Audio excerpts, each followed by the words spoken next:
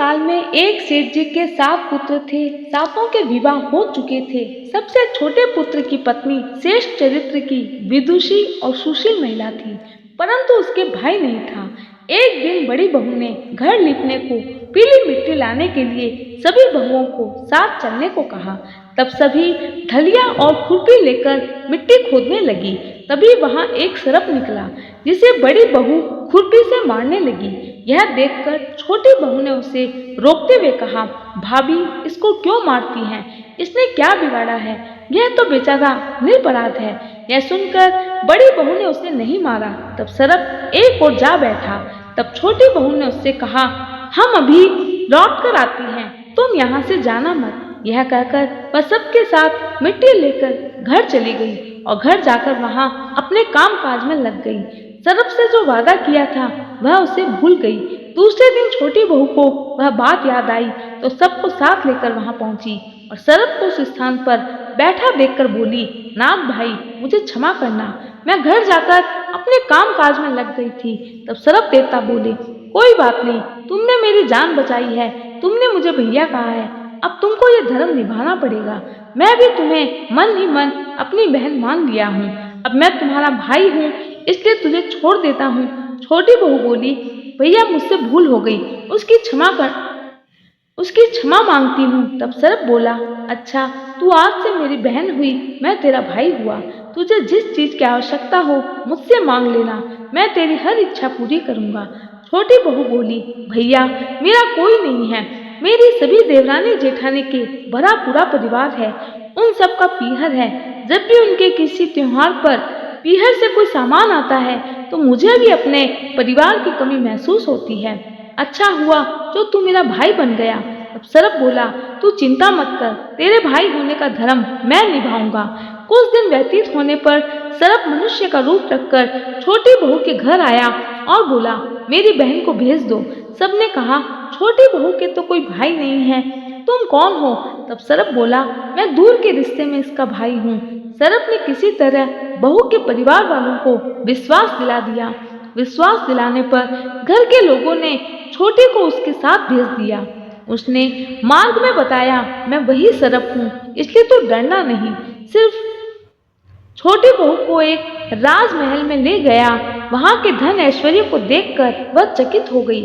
तब सर्प बोला, ये मेरा परिवार है, तुम्हें यहाँ किसी चीज की कोई कमी नहीं होगी, तुम यहाँ आराम से बैठो। तब सर्प की माँ बोली, मैं कुछ देर के लिए बाहर जा रही हूँ, मेरा एक काम कर दो, अपने भाई को यह दूध ठंडा होने पर पिला देना, ध्यान रहे दूध गर्म मत पिलाना। कुछ देर बाद छोटी बहू ने दूध गर्म किया और वह ये भूल गई कि दूध ठंडा पिलाना है और गर्म दूध ही अपने भाई को पिला दी। उसे ये बात ध्यान नहीं रही और उसने गर्म दूध पिला दिया, जिससे उसका मुख पूरी तरह से जल गया। कुछ देर बाद जब सर्प की माता आई, सर्प के मुंह में छाले देखी तो देखकर सर्प की माता बहुत क्रोधित हुई, परंतु सर्प के समझाने पर वह शांत हो गई। तब सर्प ने कहा, माँ, बहुत दिन हो गए, बहन को अब उसके घर भेज देना चाहिए। तब सर्प और उसकी माता ने उसे बहुत सा सोना चांदी जवाहरात वस्त्र आभूषण देकर उसे घर पहुंचा दिया। इतना ढेर सारा धन देखकर बड़ी बहू ने ईर्ष्या से कहा, जब तेरा भाई धनवान है तो तुझे तो उससे और अधिक धन लाना चाहिए। सर्प ने यह वचन सुना तो अपनी बहन को बहुत सारा गहना धन आदि लाकर दिया। सर्प ने अपनी बहन को एक हार देते हुए कहा, बहन, ये हार तुम्हारे लिए है, तुम इसे जरूर पहनना। छोटी बहू को मिला हीरा मणियों का अद्भुत हार देखकर जेठानी जल भूनकर राख हो गई और उसने रानी को जाकर कह दिया, रानी साहिबा, हमारी देवरानी के पास में एक सुंदर हार है, वह हार आपके गले की शोभा ज्यादा बढ़ाएगा, उसे तो आपके गले में होना चाहिए। हार की ऐसी प्रशंसा सुनकर रानी राजा से बोली, मैं नगर के सेठ की छोटी बहू के हार के चर्चे सुनी हूँ, सेठ की छोटी बहू का हार यहाँ होना चाहिए। राजा ने मंत्री को हुक्म दिया कि वह हार लेकर शीघ्र उपस्थित हो।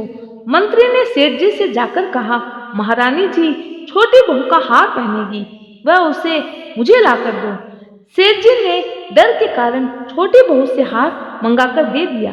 छोटी बहू को यह बात बुरी लगी उसने अपने सरब भाई को याद किया और सरब के आने पर प्रार्थना की, भैया रानी ने हार छीन लिया है। तब सांप देवता बोले, तुम चिंता मत करो, रानी जब वह हार पहनेगी तो वह सरब बन जाएगा। जैसे ही रानी ने हार पहना वैसे ही वह सरब बन गया। यह देखकर रानी चीख पड़ी और रोने लगी। तब यह देखकर राजा ने सेठ के पास खबर भेजी, छोटी बहू को तुरंत भेजो। सेठ जी डर गए, राजा न जाने क्या करेगा। वे स्वयं छोटी बहू को साथ लेकर उपस्थित हुए। राजा ने छोटी बहू से पूछा, तूने क्या जादू किया है, मैं तुझे दंड दूंगा। छोटी बहू बोली, राजन मुझे क्षमा करें, यह हार ही ऐसा है। मेरे गले में हीरा और मणियों का रहता है और दूसरों के गले में सरब बन जाता है। यह सुनकर राजा ने वह सरब बना हार उसे देकर कहा, अभी पहनकर दिखाओ। छोटी बहू ने जैसे ही उसे पहना वैसे ही वह हीरे मणियों का हो गया। यह देखकर राजा को उसकी बात पर विश्वास हो गया और उसने प्रसन्न होकर बहुत सी मुद्राएं दी। छोटी बहू ने अपने हार सहित घर लौट आई। उसके धन को देखकर बड़ी बहू से रहा न गया। ईर्ष्या के कारण उसने देवर को सिखाया, छोटी बहू के पास कहीं से धन आया है। यह सुनकर उसके पति ने अपनी पत्नी को बुलाकर कहा, ठीक ठीक बताओ, यह धन तुझे कौन देता है। तब वह सरब को याद करने लगी। तब उसी समय सरब ने प्रकट होकर कहा, यदि मेरी बहन के आचरण पर संदेह प्रकट करोगे तो मैं तुम्हें खा लूंगा। यह सुनकर छोटी बहू का पति बहुत प्रसन्न हुआ। उसने सरब देवता का बड़ा सत्कार किया। उस दिन से नाग पंचमी का त्योहार मनाया जाता है और स्त्रियां सरब को भाई मानकर उसकी पूजा करती है। हे नाग देवता, जैसी कृपा अपनी छोटी बहू पर की वैसी सब पर करना। जय भोलेनाथ, जय श्री कृष्णा। किसी राज्य में एक किसान परिवार रहता था। किसान के 2 पुत्र, 1 पुत्री थी।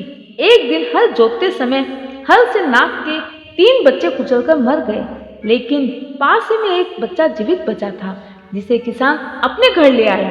किसान की पत्नी ने जब सारी बात पूछी तो किसान ने कहा, हम इस बच्चे को अपने बच्चों की तरह पालेंगे। किसान की पत्नी ने पहले तो मना कर दिया, लेकिन बाद में वह मान गई। शाम को नागिन जब लौट कर आई तो उसने अपने तीनों बच्चों को मरा हुआ देखकर चौथे बच्चे की तलाश करने लगी। अंत में वह किसान के घर पहुंची। नागिन पहले तो विलाप करती रही, फिर उसने अपनी संतान के हत्यारे से बदला लेने का संकल्प लिया। रात्रि को अंधकार में नागिन ने किसान, उसकी पत्नी व दोनों लड़कों को डसने के लिए जैसे ही तैयार हुई, वो ये देखकर हैरान हो गई। किसान और उसकी पत्नी उसके बच्चे को बिल्कुल वैसे ही दूध पिला रहे हैं जैसे अपने बच्चों को पिलाते हैं। प्रातःकाल जब वह नागिन वहां से जाने लगी तो किसान और उसकी पत्नी ने उसे देख लिया और उसके सामने दूध का भरा कटोरा रख दिया एवं हाथ जोड़कर क्षमा मांगने लगे। उस दिन सावन शुक्ल पंचमी थी। तब से आज तक नागों के कोप से बचने के लिए इस दिन नागों की पूजा की जाती है। इस अवसर पर देवों के देव महादेव की भी पूजा की जाती है, उनका अभिषेक किया जाता है। पौराणिक कथा के अनुसार राजा परीक्षित की मृत्यु तक्षक नामक सर्प के काटने से हुई थी। अर्जुन के पुत्र और राजा परीक्षित के पुत्र जन्मेजय ने सांपों से बदला लेने और नाग वंश के विनाश के लिए एक नाग यज्ञ किया, लेकिन ऋषि जरत्कारु के पुत्र नागों की रक्षा करना चाहते थे। इसके लिए उन्होंने इस यज्ञ को बीच में ही रोक दिया, जिससे यज्ञ सफल न हो सका। सावन के शुक्ल पक्ष के पंचमी वाले दिन नागों को यज्ञ में जलने से रक्षा की और उनके जलते हुए शरीर पर दूध की धार डालकर उनको शीतलता प्रदान की। उसी समय नागों ने आस्तिक मुनि से कहा, पंचमी को जो भी मेरी पूजा करेगा उसे कभी भी नाग के काटने से मृत्यु का भय नहीं रहेगा। तभी से पंचमी के दिन नागों की पूजा की जाने लगी। नाग पंचमी के दिन ही तक्षक नाग का वंश विनाश से बच गया। मान्यता है कि यहीं से नाग पंचमी पर्व मनाने की परंपरा प्रचलित हुई। एक और प्रचलित कथा के अनुसार नाग पंचमी के दिन ही भगवान श्री कृष्ण ने कालिया नाग का अहंकार तोड़ा था और नाग पूजा का महत्व बताया था। नाग देवों की माता का नाम कद्रु और पिता का नाम कश्यप है। नाग देवों की बहन मां मनसा देवी है। शिव जी के गले में वासुकी नामक नाग लिपटा रहता है और भगवान विष्णु शेष नाग की सैया पर विराजमान रहते हैं। नाग पंचमी पर नाग देवता की पूजा करने से आर्थिक समृद्धि बढ़ती है। भगवान शिव आपसे प्रसन्न होते हैं। नाग देवता को भगवान शिव का आभूषण माना गया है। उनकी पूजा करने से आपके जीवन में खुशियां आती हैं एवं मनोकामनाएं पूर्ण होती है। आज नाग पंचमी पर विशेष इस कहानी को अपने दोस्तों में ज्यादा से ज्यादा शेयर करें। चैनल पर नए हैं तो सब्सक्राइब करना ना भूलें। जय नाग देवता, जय श्री कृष्ण।